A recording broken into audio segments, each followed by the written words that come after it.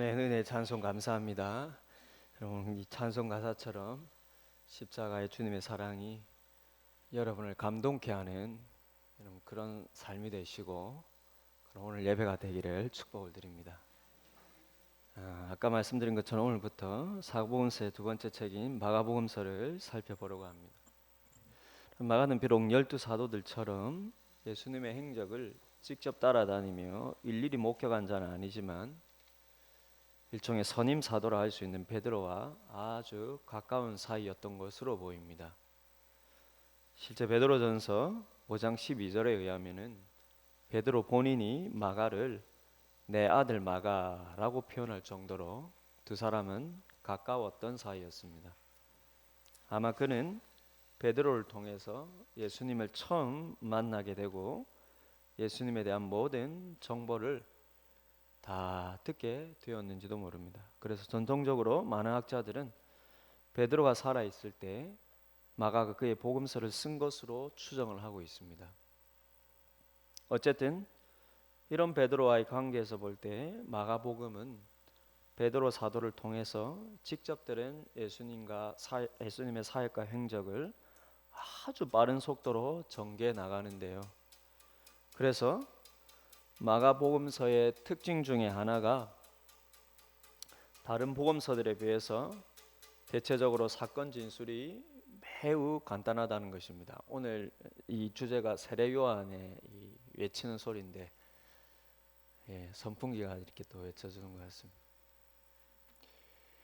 이 마가복음의 특징 중에 하나가 다른 복음서들에 비해서 사건 진술이 매우 간단하고 빠르게 전개가 돼요. 박진감이 어떤 면에서 드라마로 치면 넘친다고 할 수 있는 것이죠. 이런 간략함의 특징은 오늘 본문인 마가복음서의 시작 구절에서도 나타나는데요. 다른 복음서들과 달리 마가는 놀랍게 예수님의 탄생이나 예수님의 유아 시절 혹은 예수님의 청소년 시절에 대한 어떤 것도 없이 예수님의 공생의 사역으로 곧바로 들어가서 이야기를 시작합니다. 그럼 1절부터 보시겠습니까? 하나님의 아들 예수 그리스도의 복음의 시작이라. 하나님의 아들이라는 표현은 당시 로마 황제에 대한 호칭으로 사용되던 용어입니다. 신의 아들, 하나님의 아들. 그리고 하나님의 아들의 복음이라고 할 때 복음을 뜻하는 이 헬라어 단어가 여기서는 유앙겔리온이라는 헬라어 단어인데 이 역시 특히 로마 황제와 관련해서 사용될 때는 더더욱 그 신의 아들인 로마 황제의 전쟁의 승리나 혹은 그로 인해 그 나라와 민족에게 가져다 준 해방이나 혹은 평화의 도래와 같은 이런 기쁜 소식을 뜻하였습니다. 그럼 마가는 당대에서 이처럼 로마 황제를 연상시키는 표현법을 굳이 예수님에게 붙여서 그의 복음서를 시작을 하고 있습니다. 강력하게 이 표현으로 시작을 하고 있습니다. 그러나 한편으로 생각해 보면은 한편으로 생각해 보면 이는 대담한 선언인 것이죠. 로마 황제를 신처럼 여기고 나라의 기쁨은 그로부터 오는 것으로 표현되던 시대에 그것이 예수님으로부터 온다고 고백하는 것은 어떤 의미에서 자기 목숨을 내어놓는 신앙 고백과도 같았는지 모릅니다. 실제 이로부터 얼마 후에 역사적으로 수많은 신자들이 이런 식의 황제에 대한 반란의 혐의로 여러분 죽음의 자리에 몰려가지 않았습니까? 하지만 그것은 절대적인 오해요. 기독교를 희생시키기 위한 비열한 혐의에 불과했습니다. 마가는 지금요 로마 황제와 예수님을 비교하기 위해 하나님의 아들이라는 용어를 사용하고 있지는 않습니다. 흥미로운 것은요. 그러면 예수님의 공생의 초기에 하나님의 아들이라는 표현이 공개적인 자리에서 선포된 것은 오히려 악한 영들에 의해서였습니다. 그럼 다른 복음서에도 그렇지만 마가복음서에서도요. 조금만 지나면 이 표현이 나옵니다. 예수님이 누구인지 악한 영들이 가장 먼저 알아보고 한결같이 그들이 표현한 것이 당신은 하나님의 아들이 아니십니까? 공개적인 자리에서. 왜 그들이 공개적인 자리에서 악한 영들이 왜 예수님은 하나님의 아들이라 선전하는지 이유가 있습니다. 좋은 의도가 아니라 사단의 악한 의도에서 이유가 있습니다. 우리는 그건 후에 살펴볼 텐데요. 그럼 공적인 자리에서 사람들의 하나님의 아들이라고 선포하는 것은 오히려 악한 영들에 의해서였습니다. 그럼 또한 복음이라는 유앙겔리온이라는 용어는요, 오히려 구약에서 하나님의 통치의 기쁜 소식을 나타낼 때 사용되어 온 단어였고요. 이것이 메시아를 기다리는 신앙과 함께 표현되어 왔습니다. 물론 마가가 이방인을 위해서 이 복음을 썼다면은 마가복음서는 1차적인 독자를 이방인 신자들로 보고 있는데요. 그렇다면 이 표현이 이방인들에게 로마 황제를 연상시킬 수도 있음을 그가 모르지는 않았을 수 있습니다. 그러나 마가는 곧바로 예수님에 의한 복음의 기쁜 소식이란 로마 황제가 가져다 주는 기쁜 소식과는 얼마나 상관이 없는, 아니 반대로 얼마나 다른 종류인지를 곧바로 드러내어 주는데, 그것이 무엇이냐면 바로 세례 요한의 출현과 그의 역할이라는 것입니다. 그럼 마가복음 1장 1절을 헬라 원문으로 보면은요, 제가 헬라 원문으로 살펴보았는데요, 헬라 원문의 어순에 의하면 가장 먼저 나오는 단어가 시작이라는 단어이고요, 그 다음 단어가 이 복음이라는 단어입니다. 이것은 굉장히 간결하게, 제가 보기에 이 마가복음 1장 1절이요, 이 마가복음 전체에 대한 요약과도 같아요. 굉장히 간결하게 마가가 지금 이 글을 왜 쓰는지를 함축적으로 보여주는 것인데, 한마디로 기쁜 소식이 시작되었다는 것입니다. 하나님의 아들 예수 그리스도, 그분이 가져오신 기쁜 소식이 이렇게 시작되었어 라고 하면서 그 이야기를 하고 있다는 거예요. 그리고 2절에서 그 시작을 무슨 얘기로 여는가, 바로 세례 요한에 대한 이야기로부터 열고 있다는 것입니다. 즉 예수님이 가져오신 복음의 시작을 세례 요한으로부터 출발하고 있다는 것입니다. 여러분 왜일까요?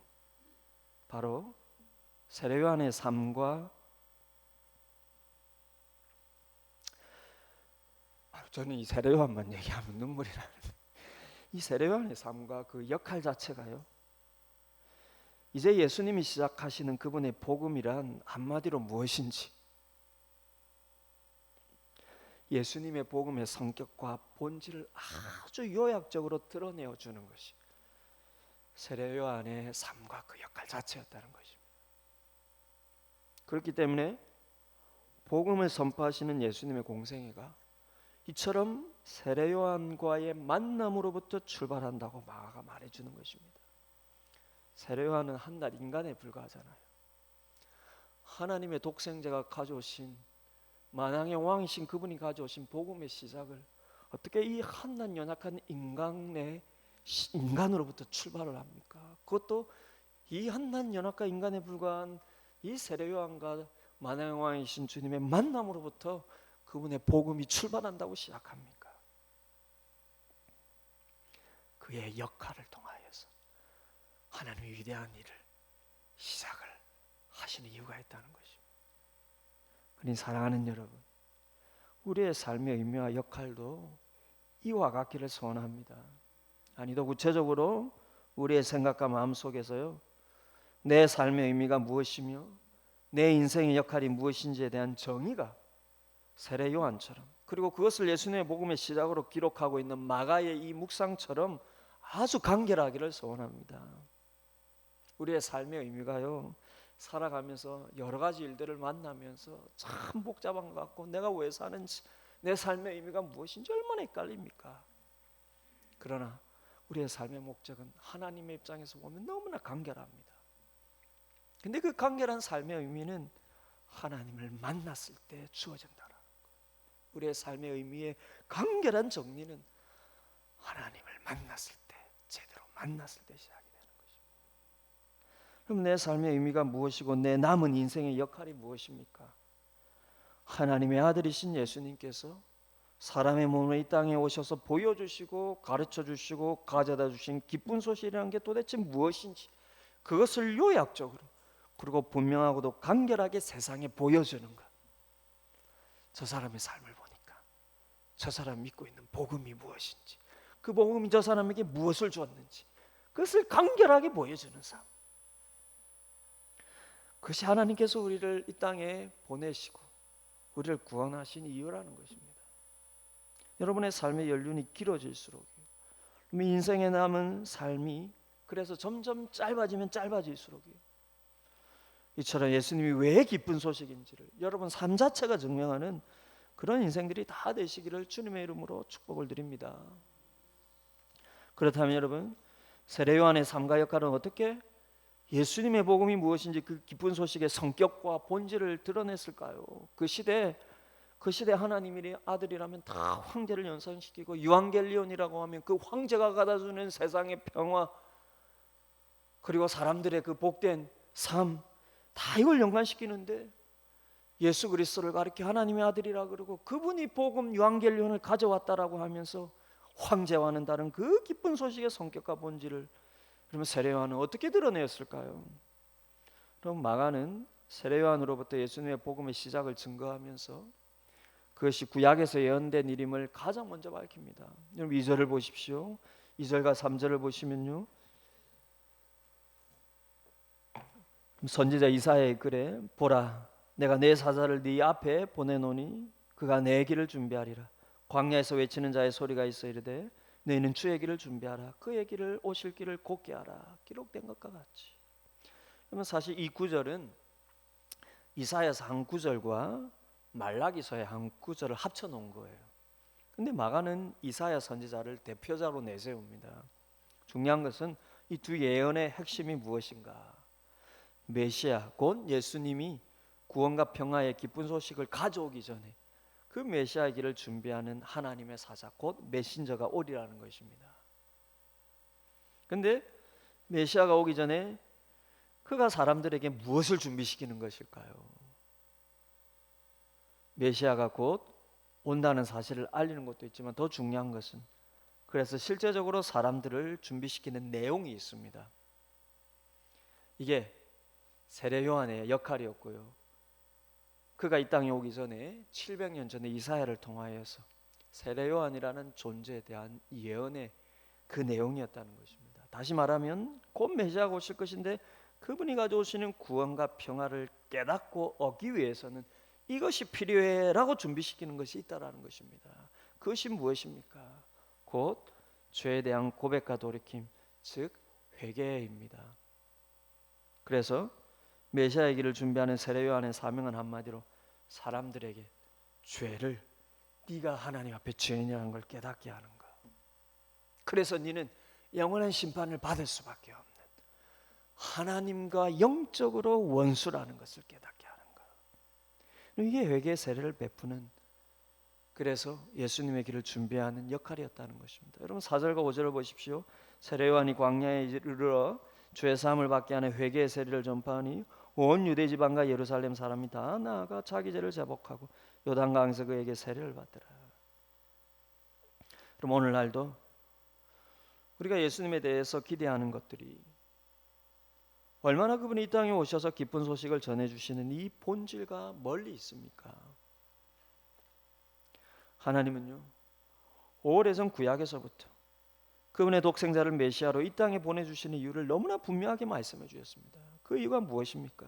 하나님 앞에서 우리 모두가 죄인이라는 사실을 깨닫게 하시고, 그래서 그분 앞에서 겸손해져서 그 메시아가 가져오시는 죄사함의 은혜를 받게 하는 것입니다.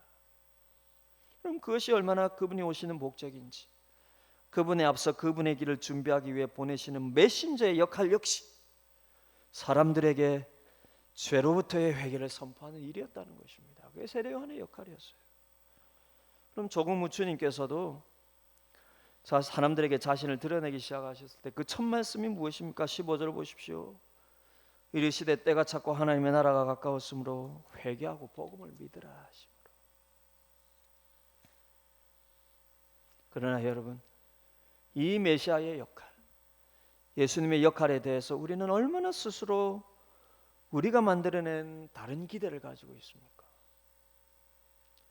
흥미롭게도 여러분, 이것은 세례 요한에 대한 이사야 선지자의 예언의 배경이기도 합니다. 여러분, 메시아가 오시기 전에 그의 길을 이렇게 사람들을 회개하는 것으로, 그 죄를 깨닫게 하는 것으로, 너희가 하나님 앞에 죄인이라는 것을 깨닫게 하는 것으로 메시아기를 준비하는 세례 요한에 대한 예언이 주어진 배경 자체가 이래요. 얼마나 하나님에 대한 다른 기대를, 심지어 하나님의 택함 받은 백성 이스라엘조차도 오랜 역사 가운데 하나님에 대한 기대를 얼마나 하나님 자신이 주시는 것과 다르게 가지고 있는지, 그 배경 가운데서 나왔다라는 것입니다. 그럼 이사야 40장 3절이 그 원래 계시예요. 이렇습니다. 외치는 자의 소리여 이르되 너희는 광야에서 여호와의 길을 예배하라. 사막에서 우리 하나님의 대로를 평탄케 하라. 지금 마가가 이것이 세례 요한에 대한 예언이다 그렇게 얘기하고 있습니다. 그럼 이사야 40장 3절인데 이사야 40장의 이 말씀은 문맥적으로 이사야 38장과 39장 거기에 나오는 히스기야 왕과 연관된 한 사건과 연결이 되어 있습니다. 히스기야와 관련된 이야기는 실은 이사야 36장부터 시작이 됩니다. 이게 다 연결이 되어 있어요. 그럼 히스기야 당시는 그 시대 배경이 어떻느냐면은 그 당시에 온 그 주변의 열방을 지배하며 패권을 쥐고 있던 나라가 아수르 제국이었습니다. 아직 바벨론 제국은 오지 않았어요. 아직 바벨론은 아직 힘없는 나라입니다. 당시 아수르는 얼마 전 북이스라엘을 함락을 하고요. 이 메소포타미아 그쪽이나 그쪽에서 여러분 그 시리아 쪽으로 해서 시리아까지 삼켜 먹고 그 아래 북이스라엘까지 삼켜 먹었습니다. 그러니 이제는 아수르 제국의 국경이 남유다가 된 거예요. 그래서 이제 남유다 왕국을 위협하기 시작했는데 그때 남유다의 왕이 누구였느냐? 히스기야 왕이었습니다. 이사야 36장 1절에 이사야가 이렇게 기록합니다. 그때 히스기야 때 선지자가 이사야였거든요. 히스기야 왕 14년에 아수르 왕 사네립이 올라와서 유다의 모든 견고한 성을 쳐서 치하니라. 북이스라엘까지 삼켜먹고 남유다의 여러 성읍들까지 삼켜먹었어요. 그리고 이제 이 사네립 왕인데요, 그의 군대 장관인 랍사게 들어보셨죠? 이 랍스타하고 이름이 비슷해서 저도 이 랍사게라는 군대 장관을 예루살렘 성에 대군을 이끌고 보냅니다. 마지막으로 예루살렘 성을 함락을 시켜 남유다 왕국을 통째로 먹으니까요. 그래서 히스기야가 하나님을 향해 전심으로 기도하며 그의 신하들을 이사야 선지자에게 보냅니다. 하나님에 대한 도움을 요청하는 거예요. 그리고 하나님이 이사야를 통해 답하는데 히스기야가 하나님만을 의지하는 것을 기쁘게 받으셨다, 이 응답을 주십니다. 그래서 어떤 일이 일어났느냐면은 하나님의 사자가 하룻밤에 18만 5천 명이라는 아수르 군사를 모조리 진멸시켜 버립니다. 이스라엘 백성들 손도 안 대고요. 근데 이 엄청난 하나님의 은혜와 구원을 경험한 히스기야 왕에게 곧바로 일어난 반전과 그에 따른 또 다른 반전의 일이 일어나게 됩니다. 그게 이사야 38장과 39장 사건이에요. 먼저는 여러분 38장에서 히스기야가 곧바로 병들어 죽게 되었다는 것을 이사야 선지자가 알립니다. 그럼 그렇게 아수르 제국의 침입을 막아내고 그렇게 기뻐했는데 너가 이제 곧 병들어 죽게 될 거야, 이 소식을 듣고, 그래서 다 아시죠? 히스기야가 여러분 뒤돌아서서 벽을 향하여서 통곡하면서 하나님께 기도를 합니다. 하나님 살려주옵소서. 그래서 하나님께서 그의 눈물의 기도를 들으시고 그의 생명을 15년을 더 연장시켜 주세요. 게다가 그 징표로 해 그림자를 10도 뒤로 물러가게 하는 기적까지 보여주십니다. 그런데 히스기야의 신앙 중심은 딱 여기까지였습니다. 딱 여기까지였어요. 하나님을 무시하거나 교만했던 다른 왕들에 비교하면 나쁘지 않은 왕인데요, 하나님을 향한 그의 중심이 딱 여기까지였다는 것입니다. 그러면 사실 그가 통치하던 시기에 유다 왕국의 국력이라든지 국제적인 정세는 너무나 힘들었습니다. 그래서 그는 그 어려움에 대한 돌파구를 하나님에 대한 신앙에서 찾았어요. 나라적으로는 아수르의 침입 때도 그렇고요, 개인적으로는 죽을 병에 걸렸을 때도 그렇고요, 그는 절대절명의 위기 앞에서 하나님께 바짝 엎드려서 그분의 자비와 도우심을 간적으로 간구를 하였습니다. 그래서 그 간구하는 것들마다 기적적으로 다 응답을 받아요. 18만 5천 명을 여러분 자기가 가서 쳤습니까? 그날 밤에 하나님의 사자가 다 쳐줬고요. 죽을 병도 그가 15년을 더 살게 해줄게라고 하면서 그 증거로 해 그림자가 뒤로 10도 물러가게 하는 기적까지 다 보여준뒤 이거보다 더 큰 기적이 어디 있겠습니까? 그런데 문제는 그렇게 해서 평탄케 되었을 때의 신앙입니다. 나라적으로 안정을 찾고 병도 낫자 그의 마음에서 이내 하나님이 밀려나는 것입니다. 그럼 그 하나님을 경배하지 않았던 것도 아니고 예배하지 않았던 그런 말이 아닙니다. 마음에서 하나님이 밀려난 거예요. 만사가 형통해지니까요. 하나님을 간절히 의지할 이유도 잃어버린 것입니다. 그럼 이게 시간이 한참 지나면서도 아니고 곧바로예요. 그만큼 이것이 무엇을 보여줍니까? 그가 하나님을 찾는 필요는 하나님 자신이라기보다 위기에 대한 하나님의 도움이었다라는 것입니다. 어쩌면 하나님께서 그의 진짜 마음 중심을 알아보시기 위해서 다음 39장 사건이 일어나도록 하셨는지 몰라요. 제가 반전에 또 반전이라고 했죠. 이 다음 39장에 또 다른 반전이 일어납니다. 무슨 일이냐? 그럼 바벨론 왕이 히스기야의 회복을 축하하기 위해 사신을 보냅니다. 그런데 그 바벨론 자신에게 히스기야가 나라의 모든 것들을 보여주며 자랑을 하게 됩니다.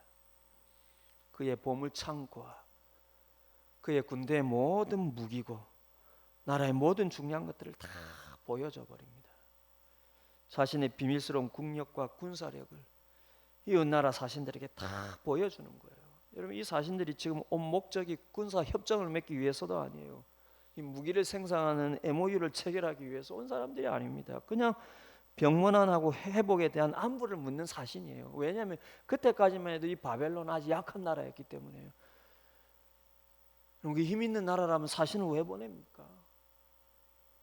그런데 나라의 중요한 것들을 다 히스기야가 보여줬다는 의미가 무엇입니까? 왕으로서 그 모든 영광을 자기가 다 받고 있는 것입니다. 그의 자랑에는 하나님이 없습니다. 병난 것을 축하하러 온 이웃 사신에게 그 병을 낫게 하시는 하나님에 대한 자랑이 하나도 없습니다.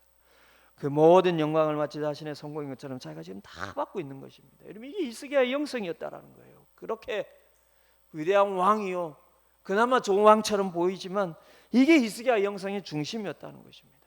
그러니 대부분의 유대의 왕들은 말할 것도 없고요. 그 왕들에 있는 백성들의 오랜 신앙의 습관 속에 그들에 있는 하나님의 존재 이유가 말할 것도 없습니다. 어려울 때는 하나님께 매달리다가도 평탄하면 마음에서 하나님께 밀려나는 신앙. 고통의 때에는 하나님을 전적으로 찾다가도 고통의 문제가 해결되면 자기 삶의 주인이 이니 자기가 되고 자기 삶에 대해서 하나님께 주장하는 신앙. 이게 히스기야의 영성이었다는 것입니다. 그럼 우리의 영성은 어떻습니까? 경제적인 어려움이 오거나 계획한 일이 실패하거나 자녀가 급한 사고를 만나거나 혹은 부모가 위급한 병에 걸리거나 혹은 자신이 중한 병에 걸리면 우리는 곧바로 하나님께 와서 엎드려 통곡하며 살려달라고 눈물로 간구하지 않습니까? 당연히 그래야죠. 그러나 문제는 그러다 우리의 문제가 해결되면요 마치 언제 그랬느냐는 듯이 말로는 다 하나님의 은혜라고 하지만 우리 마음은 더 이상 하나님을 간절히 찾는 그런 신앙이 아닙니다. 사랑하는 여러분 한결같은 신앙이 되시기를 소원드립니다.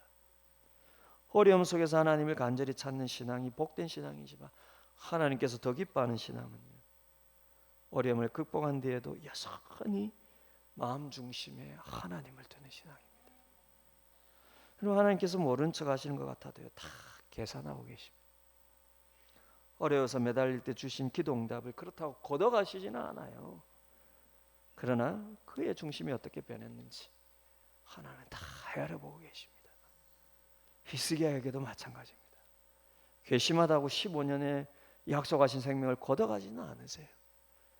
그런데 이사야 39장 6절을 보시면 하나님께서 이사야를 보내서 다음과 같은 심판을 예언하십니다. 보라 날이 이르니 네 집에 있는 모든 소유와 네 조상들이 오늘까지 쌓아둔 것이 모두 바벨론으로 옮긴 바 되고 남을 것이 없으리라. 네가 자랑했던 바벨론에 모든 것들을 다 빼앗기기를.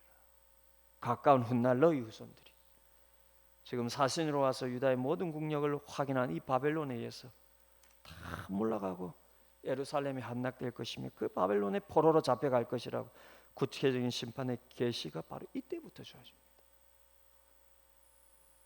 바로 히스기야한테 주어져요. 바벨론에게 포로로 잡혀가리라. 그러면 덧붙여서 얘기하면요, 이 지금 히스기야가 이 얘기 듣고 또 좋아합니다. 내 때는 괜찮네요. 그럼 괜찮습니다. 상관없어요. 내가 죽을 때까지는 괜찮으면 상관없어요. 이게 히스기야의 영성이었다는 거예요. 여러분, 그리고 바로 이어지는 말씀이 오늘 본문과 관련된 이사야 40장으로 넘어갑니다. 이사야 40장 1절에서 이렇게 말씀합니다. 너희의 하나님이 이르시되 너희는 위로하라.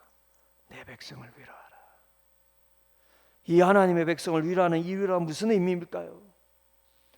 바로 바벨론 심판으로부터의 회복을 뜻하겠죠. 그리고 이어 2절에서는 바벨론에 의해 심판의 벌이 끝나고 구원이 주어지리라는 말씀을 합니다. 바벨론에 너희가 나라를 다 잃게 되고 모든 걸 빼앗기리라 말씀한 뒤에 하나님이 이어서 하는 말씀이 내 백성을 위로하라. 이 심판의 벌이 끝이 나면 다시 구원에 주어지리라 이렇게 말씀합니다. 그런데 이런 문맥에서 바로 세례요한과 관련된 이사야 40장 3절의 예언이 주어졌다는 거예요. 외치는 자의 소리에 이르되 너희는 광야에서 여호와의 길을 예비하라. 사막에서 우리 하나님의 대로를 평탄케 하라. 바벨론으로부터의 그 구원의 날에 광야에서 여호와의 길을 평탄케 할 외치는 자의 소리가 있으리라는 건데, 세례요한이 바로 이 예언이 자신에 대한 예언이라고 스스로 주장하며 회개 메시지를 선포했다는 것입니다. 네, 여러분, 중요한 것은 세례요한 시대 때는, 여러분, 세례요한 시대 때는 이미 바벨론의 심판으로부터 구원을 다 받은 시점입니다. 바벨론으로부터 회복된 지 오래됐잖아요. 바벨론에서 포로로 돌아온 지 오래됐잖아요. 예루살렘이 다시 여러분 회복된 지 오래됐지 않습니까? 성전도 다시 세워졌지 않습니까? 그렇다면 그가 지금 이해하고 있는, 지금 세례 요한이 바로 이 예언이 지금 나를 향한 예언이라고 말하는, 지금 그가 지금 이해하고 있는 구원을 위한 여호와의 길이라는 게 무엇을 의미합니까? 그리고 하나님의 대로를 평탄하게 하기 위해 사막에서 외쳐야 할 그 메시지라는 게 도대체 무엇입니까? 물론 당시 유대인들은 바벨론이 아니라 이제는 로마의 압제하에서 또 다른 포로 생활을 겪고 있었기 때문에 또다시 여호와의 구원을 기다리고 있었습니다. 그리고 그 구원을 가져다 줄 메시아를 유대인들도 그 당시에 로마의 압제 아래 기다리고 있었습니다. 하지만 그들이 기다리던 메시아는 로마의 식민지라는 이 현실에서 그들을 독립시켜주고 다시 다윗 시대의 국력을 회복시켜줄 정치적 군사적인 메시지였습니다. 그래서 물질이 풍요로워지고 주변 나라에 대한 힘을 가시할 수 있는 회복을 그 메시아가 가져다 주시리라 그렇게 믿고 기다리고 있었습니다. 그런데 세례 요한은 이 구절의 구원을요, 이스라엘 백성들이 이사야 40장 말씀을 보면서 전부 이 메시아를 꿈꾸고 있는데, 이 세례 요한이 그때 등장하여서 이 구절의 구원, 700년 전에 이사야가 예언했던 우리를 다시 회복시켜 주시라는 이 구원, 여호와의 길, 하나님의 대로는 그런 게 아니라는 거예요. 그래서 그 광야에서 외치는 소리는 전혀 그 당시 유대인들이 기대했던 것과는 다른 소리였다는 것입니다. 그 소리가 무엇입니까? 그의 메시지가 무엇입니까? 너희의 죄를 바라는 것입니다. 너희의 죄를 깨달으라는 거예요. 너희가 하나님께 구해야 할 본질은 너희 육신의 해방도, 너희 육신의 성공도, 너희 육신의 만족도, 너희 육신의 자랑도 아닌 죄로부터의 구원이어야 한다는 것입니다. 왜입니까? 그것만이 너희가 하나님과의 관계를 바르게 이해하고 그래서 하나님을 바르게 필요로 하기 때문이라는 것입니다. 하나님은 너희가 궁하면 찾아와서 소리질러 부르짖고 너희 필요가 채워지면 너희 마음 중심에서 외면당하도 되는 히스기야 시대의 왕과 같은, 그 당시에 그런 이스라엘 백성들과 같은, 그들이 기대했던 그런 신이 아니라는 것입니다. 내가 지금 찾고 있는 메시아가 누구? 내가 지금 메시아를 기대하면서 너희가 얻고자 하는 복음의 그 본질이 무엇이냐는 것입니다. 너희가 메시아를 기다리면서 받고자 하는 그 복됨이 무엇이냐는 것입니다. 하나님께서 이사야 때에 구원의 그 소식을 예언하면서 주실 회복의 복됨이 너희가 기대하는 그런 게 아니라는 것입니다. 그는 그 시대 이사야 왕을 비롯하여서 그 시대 유대인들이 기대했던 것이고 그것에 대한 하나님의 실망으로 바벨론 심판을 하나님 허락하셨는데 거기서의 회복에 대한 약속은 그런 게 아니라는 것입니다. 그분은 천지의 창조주시요 너희 영혼과 육신의 창조주십니다. 너희의 주인이시라는 겁니다. 그런데 그런 하나님을 너희가 어떻게 바르게 깨닫고 그 하나님을 어떻게 바르게 이해할 수 있다는 것입니까? 너희가 그분 앞에서 죄인이요 그 결과는 영원한 심판밖에 없는 존재인지를 너희가 깊이 깨달을 때 그 하나님 앞에 너희가 바르게 서서 그분을 바르게 이해하고 그분을 바르게 필요로 하며 그분과 바르게 관계를 맺을 수 있다는 것입니다. 이게 복된 소식이라는 거예요. 이것이 오실 메시아에 대한 세례 요한의 이해요. 그분을 위해 자신이 어떻게 살아야 하는지 자기 삶에 대한 이해였다는 것입니다. 우리가 왜 예수님을 이렇게 이해해야 합니까? 왜 나의 성공을 위해 도움을 주시는 분, 왜 나의 계획과 만족을 위해 도움을 주시는 분이 아니라 내 죄를 사해 주시는 분, 그리고 지금도 내 죄를 사해 주고 계시는 분으로 이해를 해야 합니까? 그래야 여러분 설사 육신의 성공이 오고 육신의 만족이 와도 그분이 내게 어떤 분이신지에 대한 내 마음의 중심을 잃지 않을 수 있기 때문입니다. 하나님이 구약의 이스라엘 백성들에게 실망한 것이 이것이 아닙니까? 사람의 연약함, 타락으로 인한 연약함이 무엇입니까? 아무리 복을 줘도요 진짜 복의 본질을 복을 주면 줄수록 잃어버리는 것이 타락한 인간의 마음입니다. 하나님께 아무리 열심히 간구해서 그의 소원에 복을 줘도요 그 복이 주어지면 하나님이 왜 내게 필요한지에 대한 본질을 잃는, 여러분 이게 우리의 죄 본질이라는 거예요. 우리의 타락의 본질입니다. 그러니 너희가 구해야 할 하나님은 너희에게 성공을 주시기 위해서, 너희에게 너희가 기대하는 복을 주시기 위해서 기대해야 할 분이 아니란 거예요. 여러분 복 주십니다. 성공 주십니다. 우리가 하나님을 그렇게 이해해서는 안 돼요. 그럼 다른 말로 하면 그분이 영원한 심판으로부터 나의 죄를 대속해 주신 분이심을 내 심령 깊은 곳에서 끊임없이 깨닫고 이해하며 감사할 때, 그러면 내 삶에 설사 고난이 오고 좀 시련이 길어지도 내가 왜 사는지, 내 삶의 의미가 무엇인지 하나님으로부터 얻을 수 있는 그 삶의 본질의 답을 잃지 않을 수 있다는 것입니다. 그리고 그래야 잠시 성공이 주어져도 교만치 않고 그 성공 역시 왜 자신에게 주어졌는지에 대한 바른 이해를 잃지 않을 수 있다는 것입니다. 여러분 주님이 왜 복입니까? 여러분들이 기대하는 것들을 언젠가 주실 것이기 때문에 복입니까? 그럼 그것이 주어지기 전까지 여러분의 삶은 의미가 없습니까? 그것이 주어지기까지 우리의 삶은 복되지 않습니까? 그렇지 않은 것입니다. 하나님이 그것을 주시겠지만 그것이 주어지나 안 주어지나 우리가 왜 복된 존재입니까? 바로 우리의 죄를 그분이 사해 주시고 그래서 우리가 그분의 자녀가 되었기 때문에. 그럼 왜 세례 요한이요 낙타 털옷을 입고 메뚜기와 석청을 먹으며 사막에 살면서 주님을 위해 회개의 메시지를 선포하고 있습니까?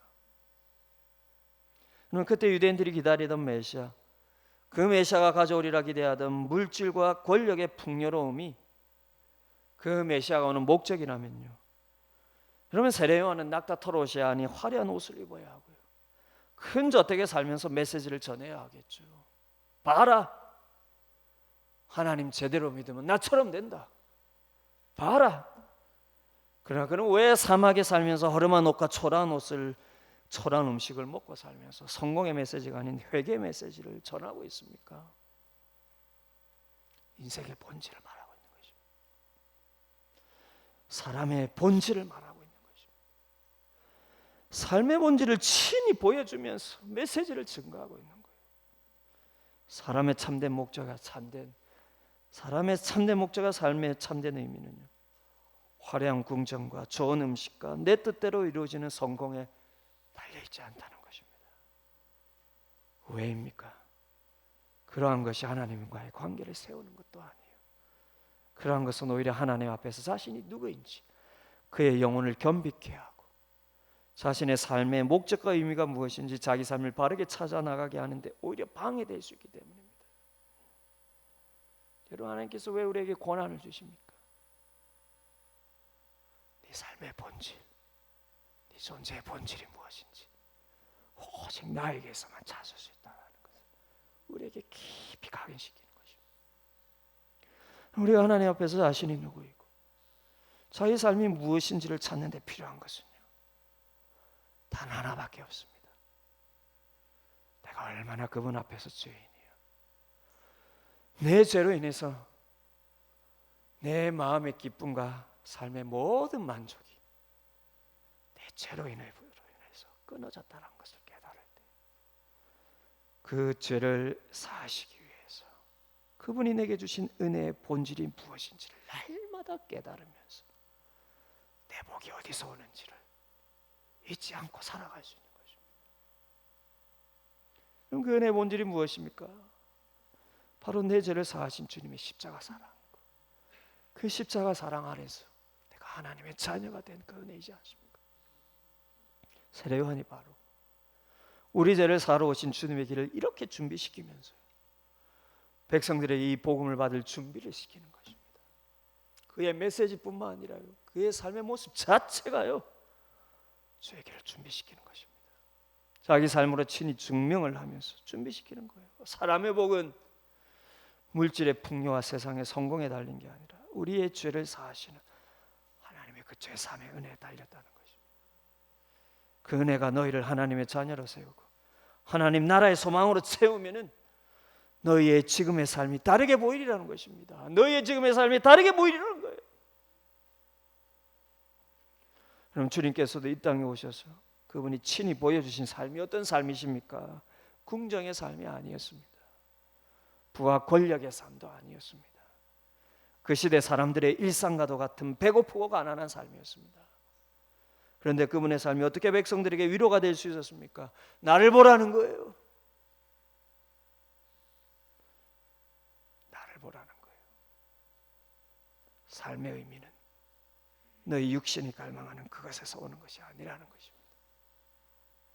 너희가 찾는 메시아가 너희 마음을 배부르게 하는 것이, 너희가 찾는 메시아가, 너희가 기대하는 메시아가 너희 마음을 배부르게 하는 것이 아니라는 것입니다. 오직 내 죄를 사하셔서 나를 하나님 자녀로 삼으신 그 은혜만이 하나님이 본래 사람을 만드신 목적을 찾게 하고 본래 삶의 의미를 되찾게 해준다는 것입니다. 사랑하는 여러분, 왜 사십니까?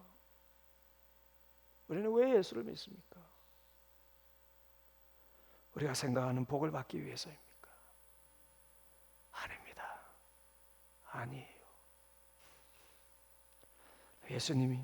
여러분이 예수님을 바르게 이해하고 믿는다면, 여러분이 예수님을 바르게 이해하고 믿는다면 여러분이 이미 복을 받은 자입니다. 이미 복을 받은 자예요. 왜입니까? 내 죄를 사함받고 하나님의 자녀가 된 이 복음을 제대로 이해한다는 것은 내 삶의 목적과 의미가 무엇인지를 깊고도 바르게 깨달아가는 것이기 때문입니다. 그게 죄 아래 사는 인생에게 하나님이 주신 유일한 위로예요. 그러면 세례 요한에 대한 이사야 40장 3절의 예언은 1절부터 시작을 하는데, 그럼 그 1절이 무엇입니까? 이사야 40장 1절이 이렇습니다. 너희의 하나님이 이르시되 너희는 위로하라. 백성을 위로하라. 내 백성을 위로하라. 여러분, 낙타 토롯을 입고 메뚜기와 석청을 먹으며 사막에 사는 세례요한, 어떻게 사람들을 위로할 수 있습니까? 이 어떻게 사람들을 위로할 수 있어요? 그 당시 고통과 억압과 가난 아래 있는 사람들이요, 그들보다 더 가난한 삶을 살고 있는 세례요한의 삶의 그 모습과 그 메시지에서 어떻게 위로를 얻을 수 있습니까? 그런데 세례요한은 당당하게요, 나를 보라는 거예요. 내 삶을 보라는 것입니다.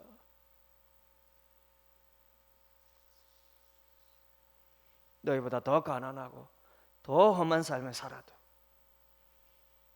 아니 내 뒤에 오시는 분은 나보다도 더 가난하고 더 비참한 삶을 사실 것인데, 내 죄를 사하신 그분의 은혜, 내 죄를 용서하시고 자녀 삼아주신 그분의 은혜가 내 마음과 너희의 마음, 내 마음과 너희의 삶을, 내 삶과 너희의 삶을 복되게 만들 수 있다는 것입니다. 그럼 며칠 전에 제가 CBS를 듣는데, 이 높은 뜻 숭의교회 김동호 목사님께서 이렇게 인터뷰를 하시는 것을 들었습니다. 김동호 목사님은 한국 교회 유명하신 분이시죠. 그분은 은퇴하고 나서 폐암에 걸리셔가지고요. 근데 이 폐암에 걸리셔서 고통스럽게 치료받고, 저는 물론 암에 안 걸려본데 항암 치료가 그렇게 힘들다 그러시더라고요. 그리고 여기 또 권사님 한 분께서 또 이 암을 이기셨는데, 하나의 은혜로. 근데 이 항암 치료를 3번을 이렇게 또 견뎌내면서 이렇게 몸이 조금 회복됐는데, 그분이 이런 말씀을 하시는 게 제가 참 도전이 되었는데, 내 양심에 손을 얹고 얘기하는데 지금의 삶이 내 삶에서 가장 행복합니다. 그러면 얼마 전부터 유튜브로, 요즘 유튜브가 얼마나 참, 여러분 유튜브에 너무 쏠리지 마십시오. 번외 얘기인데, 유튜브의 맹점이 뭐냐면, 유튜브는 자동적으로 알아서 내가 보고 싶은 것만 탁 상을 차려줍니다. 김동호 목사님 유튜브를 제가 보진 않았습니다. 그분이 얼마 전부터 유튜브 방송을 하면서 하루하루 메시지를 전한다고요. 근데 그분이 이 메시지를 전하는데, 그 암 가운데 투병을 하면서 먼저는 그렇게 하나님 앞에 불만스러웠대요. 왜 하나님 나입니까? 왜 하나님 나입니까? 근데 그 답을 곧 이내 쉽게 찾았대요. 하나님이 그분에게 그러더랍니다. 너는 왜 안 돼? 너는 특별해? 너는 다른 사람과 달라? 너는 달라야 돼? 너는 왜 암에 걸리면 안 돼? 그럼 그 답을 쉽게 얻고 나서 그 다음에 하나님께서 그분에게 주신 말씀이 이사야 44장 1절이래요. 내 백성을 위로하라. 내 백성을 위로하라. 그러니 여러분, 이분이 여러분 그 암의 고통 속에서 여전히 여러분 그 고통 속에 있지 않겠습니까?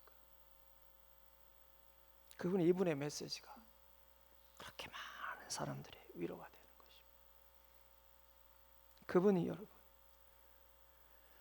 자기 전에 사신 그 하나님의 은혜가, 여러분 그 삶이 지금까지 쌓아온 여러분 어떤 육적인 면에서 그 성공이 이제 다 무슨 소용이 있습니까?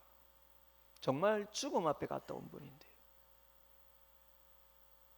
그런데 지금까지 전했던 그 수많은 그 복음의 메시지들이, 이분이 그 고통 속에서 내 죄를 사하시고 내가 이렇게 죽어도 이제 주님 나라 부름받을 것에 대한 여러분 그 소망 가운데 전하는 메시지가 얼마나 많은 사람들을 위로하겠습니까? 그럼 제가 얼마 전에 또 이렇게 뉴스를 보고 있는 가운데 가슴 아픈 사연을 또 2가지 들은 게 있습니다. 저는 제 상황에 이렇게 맞물려서 너무 참 가슴 아픈 사연. 코로나가 한참 유행일 때 제주도에서 한 발달 장애인 청소년의 그 어머니가 자녀와 함께 동반 자살을 했다는 소식을 들었습니다. 전 너무나 가슴이 아팠어요. 이 발달 장애 아동이니까요. 코로나가 한참 그럴 때 이렇게 밖에 나갈 수도 없고 나가지도 못하고, 그러니까 발달 장애 아이들은 우리 성현이가 그랬지만요. 하루를 집에 못 있어요. 이게 옷 가지고 나와서 입히라고 뗐습니다. 저는 이해가 가요. 죽어도 되는데 이 말이 아니라, 극단적인 선택이 이 말이 아니라. 근데 며칠 전에 또 한 소식을 들었습니다. 자폐 아이가 아니죠. 20대가 되었는데 그 어머니께서 또 동반 자살을 하셨다고 그러더라고요. 그 어머니는 이 자폐 아동들에 대해서 사람들에게 이렇게 부모님들과 연대를 해서 사회적인 활동도 할 만큼 굉장히 자기 처지를 긍정적으로 생각하면서 굉장히 열심히 살았던 분이래요. 그런데 그 소식이 너무나 제 가슴 아픈 거예요. 여러분, 그렇게까지 죽을 거 있나? 남들은 그렇게 생각할지 몰라도 같은 상황을 겪고 있는 저는 그렇게 안 느껴져요. 충분히 그럴 수 있다. 극단적인 선택을 해도 된다는 게 아니라요, 충분히 예수 안 믿으면 그럴 수 있다. 그러면 성현이나 저희 아이들은 이제 10살 넘었습니다. 이제 11살이에요. 저는 가끔 우리 아이들 몸이 커지면은요, 저희가 힘들어져요. 그런데 이 아이가 20대가 되면 어떻게 될까 생각해 보면요, 그 부모의 마음이 이해가 돼요. 자폐가 심한 아이가 20대가 되면요, 감당 못합니다. 그런데 여러분, 얼마나 힘들었으면 그랬을까라고 하는데 제 마음속에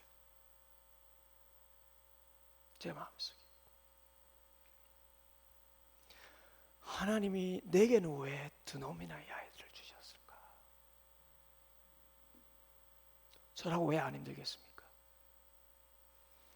하나님 왜 두 놈이나 나에게 맡기셨을까? 하나님께서 하신 말씀이 위로하라는 것, 너는 알지 않느냐는 것입니다. 너는 조금 더 그 부모의 마음을 알지 않느냐는 것입니다. 저는 여러분, 우리 성현이 연하가 좋아질 것을 믿습니다. 저보다요, 제 주변의 사람들이 얼마나 많이 기도해 주시는지 모릅니다. 저는 거창한 교회 집사님과 권사님들 가끔씩 만날 때마다 저를 궁금해하지 않아요. 성현이 연하 어떻습니까? 계속 기도합니다. 그럽니다. 저는 믿습니다. 그러나 또 하나 믿는 것은, 그러지 않으실지라도 하나님께서 내게 원하시는 삶이 있음을 내가 들어야 한다는 것입니다. 하나님께서 저에게 계속해서 주시는 말씀. 저 김노 목사님 말씀 듣고 저는 저에게 그 질문이, 그 답이 저의 답이더라고요. 너는 왜 안 돼? 너의 자녀는 왜 그러면 안 돼? 이 답을 받으니까 이어지는 또 하나님 주시는 말씀이, 내게 목적이 있다는 거예요. 네 삶을 향한 내 목적이 있다는 것입니다. 그 목적이 무엇입니까? 하나님께서, 예수 그리스도께서 이 땅에 오셔서 우리에게 가져다 주신 복음이 무엇인지를 나는 네 삶이 간결하게 보여줬으면 좋겠다. 네 삶 자체가 주님이 주신 복음을 보여주는 삶이었으면 좋겠다. 나는 너를 통하여서 주님이 주신 그 복음의 위로를 증거하기를 원한다. 이 마음을 주님 받으면요, 몸은 힘들어도 내가 살아야 할 이유를 거기서 깨닫게 되는 것입니다. 사랑하는 성도 여러분, 여러분들은 어떤 어려움을 겪으시고, 여러분 어떤 삶의 실패를 겪으시고, 여러분 어떤 고난과 시련을 겪으시며, 여러분 그것을 통하여서 하나님 앞에 여러분들이 구하는 것은 무엇입니까? 좋아지기를 구하십시오. 성공을 구하십시오. 그러나 여러분들이 그렇게 안 구한다고 하나님이 성공을 실패로 주시고 여러분들의 주실 복을 걷어가시는 분이 아닙니다. 그렇게 구하지 않아도요, 하나님은 좋으신 아버지십니다. 하나님은 우리에게 진짜 요구하시는 것은 그러지 아니하실지라도 내가 네 죄를 사하고 네 하나님 네 아버지 된 이 복된 소식이 네 삶이 얼마나 네 삶의 목적, 네 삶의 의미의 본질인지를 나는 네 삶이 보여주는 삶을 살았으면 좋겠다. 이것이 여러분들의 삶이 되기를 원합니다. 어떤 의미에서 시련이 길어진다는 것은요, 이가 우리에게 머리로만 아니라 정말 가슴과 내 삶의 실제적인 모습으로까지 나오도록 하나님께서 그렇게 주시는 고통인지 모릅니다. 진주가 여러분 그 조개 껍질 안에서요, 자기 살을 애는 듯한 그 고난 속에서 진주를 만들어내듯이요, 여러분들이 그토록 바라는 것이 오랫동안 지속된다는 것은 내 머리로만 동의하는 것이 아니라 내 가슴과 내 삶에서 정말로 내가 얼마나 복된 존재인지 예수 그리스도로 말미암아서, 그리고 내 삶이 얼마나 복된 삶인지를 여러분 보여주는 삶으로 하나님께서 우리를 만들어 가신지 모릅니다. 그럼 마지막 한 가지만 전해드리면, 그러면 저를 잘 아는 한 교사가 6학년 선생님이신데요, 얼마 전에 그런 말씀을 하시더라고요. 자기 반에, 새로 맡은 반에 그 부모가, 그 아동이 자폐인 또 부모가 있다고 그래요. 근데 이 부모님은 너무나 마음이 굳어가지고 이 부모님에게 다가가는 게 그렇게 힘들었다 그럽니다. 그렇게 소문난 부모님이라 그래요. 그런데 이분이 교사를 맡고 나서 이 부모님과 전화를 하는데, 굉장히 굳어 있는 것이죠. 전화를 하는데 이 말 한마디로 그 부모님의 마음이 스르르 녹아진 걸 느꼈다 그래요. 어떤 말이냐면, 어머니, 제가 아는 한 분은 발달장애 아동이 쌍둥이입니다. 그 말 한마디가 이분의 마음을 녹였다 그래. 목사님 좀 사용했습니다. 목사님이란 존재 자체가, 목사님이 살아가는 그 삶 자체가 위로가 됩니다. 이 말 들으니까 감사하면서도 오만 부담이 다 되는. 근데 한편으로 감사한 것이, 내가 이 고난과 시련 속에서도 예수님 내 죄를 사하셔서 내가 하나님 자녀가 되고, 내 이 땅의 삶이 이럴지라도 영원한 하나님 나라에 대한 소망이 있어서 이 땅에서 내가 기쁨을 잃지 않고 살아갈 수 있는, 그렇게 살아가는 이 삶 자체가 사람들에게 위로가 되고 그것이 주의 복음을 전할 수 있는 통로가 된다는 거, 이것이 얼마나 그러면 저의 삶의 소명인지 모릅니다. 사랑하는 성도 여러분, 여러분들이 기도하는 것 주님께서 선하게 이루어 가실 것입니다. 그러나 하나님이 우리에게 구하시는 것은 내가 너에게 주는 복음의 본질이 무엇인지, 오히려 시련과 고난 속에서 내가 주는 복된 기쁜 소식이 무엇인지 나의 마음속에 깊이 묵상하고, 나는 네 삶을 사용하기를 원한다. 네 삶이 사람들 보기에 실패처럼 보이고 고난처럼 보여도 나는 그 삶을 사용하기를 원한다. 그 삶 속에서라도 네가 내가 주는 기쁨의 본질을 잃지 않고 그것을 감사함으로 살 때 나는 네 삶을 사용할 거야. 너를 통하여서 사람들을 위로하며 내가 주는 구원의 소식을 전할 거야. 여러분, 이런 메시지를 듣고 세례 요한과 같은 그런 삶이 되시기를 주님의 이름으로 축복을 드립니다. 오늘 말씀을 생각하면서 같이 한번 기도하기를 원합니다. 사랑하는